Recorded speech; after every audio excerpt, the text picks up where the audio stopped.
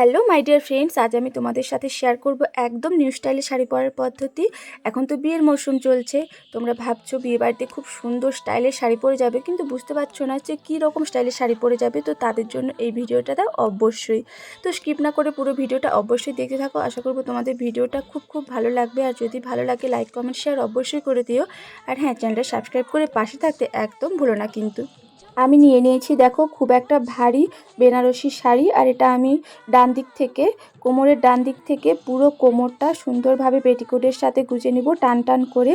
এখানে পেটিকোটের সাথে টান টান করে শাড়িটা গুজে নিতে হবে। কোথাও কোনো ভাঁজ থাকলে কিন্তু একদম চলবে না, কারণ ভাঁজ থাকলে শাড়িটা পরা দেখতে একদম ভালো লাগবে না। যারা একটু হেলদি আছো, যদি এভাবে টান টান করে পরো তো অনেকটা স্লিম লাগবে।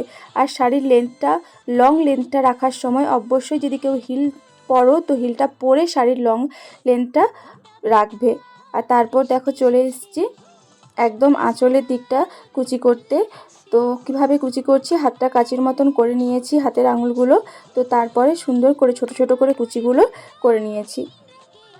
এই দেখো তারপর সুন্দরভাবে কুচিগুলো গুছিয়ে নিচ্ছি। এই দেখো প্রথমে কুচিগুলো সুন্দরভাবে গুছিয়ে হাতে ধরে তারপর আরেকটা হাতের সাহায্যে পরের কুচিগুলো সুন্দরভাবে গুছিয়ে নিচ্ছি। এই দেখো তারপর কি করব না, কুচিগুলো একটা পিন দিয়ে লক করে নেব। তারপর কিছুটা অংশ সুন্দরভাবে গুছিয়ে নেব, তারপর আবারও একটা পিন দিয়ে লক করে নেব। এই দেখো এইভাবে শাড়িটা যতটা লেন্থ আঁচলের দিকটা রাখবো ততটা অংশ এই রকমভাবেই কুচিগুলো গুছিয়ে গুছিয়ে পিন দিয়ে লক করে নেব। এই দেখো এই শাড়িটা পরার সময় অবশ্যই সময় নিয়ে পরতে হবে। এরকমভাবে শাড়ি পরার সময় তাড়াহুড়ো করলে একদম কিন্তু চলবে না, একদম ধৈর্য ধরে শাড়িটা পরতে হবে। এই দেখো তারপরে আঁচলটা কতটা লং রাখবো তো সেটা দেখে নিলাম। তারপর আবারও সামনের দিকের কিছুটা অংশ গুছিয়ে নিলাম কুচিগুলো। তারপরে এই দেখো তোমার হাইট অনুযায়ী তুমি যতটা রাখবে এই আঁচলের লংটা একটু বেশি রাখলেই ভালো লাগবে দেখতে।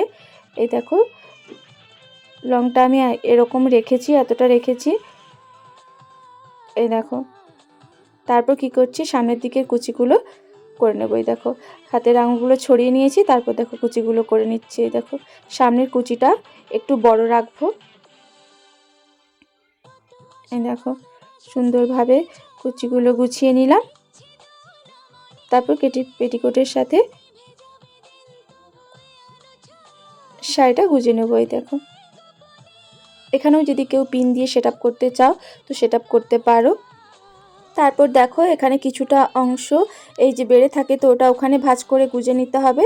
তারপরে এই দেখো একদম আঁচলের দিকটা এবারে ঠিক করব। আঁচলের একদম নিচের দিকে চলে যাব আর এখানে ছোট্ট ছোট্ট করে কুচি করে নেব। আঁচলের দিকটা এর জন্যই বেশি রাখতে বলেছিলাম, আর তোমরা বেশি রাখবে, কারণ কিনা এখানে কুচিটা যত বেশি করবে দেখতে তত বেশি ভালো লাগবে। এই দেখো এখানে যদি 3-4টা কুচি হয় তো শাড়ি পরাটা দেখতে ভীষণই ভালো লাগবে। এখানেও যদি কেউ চাও পিন দিয়ে পিন আপ করে নেবে তো সেটাও করতে পারো।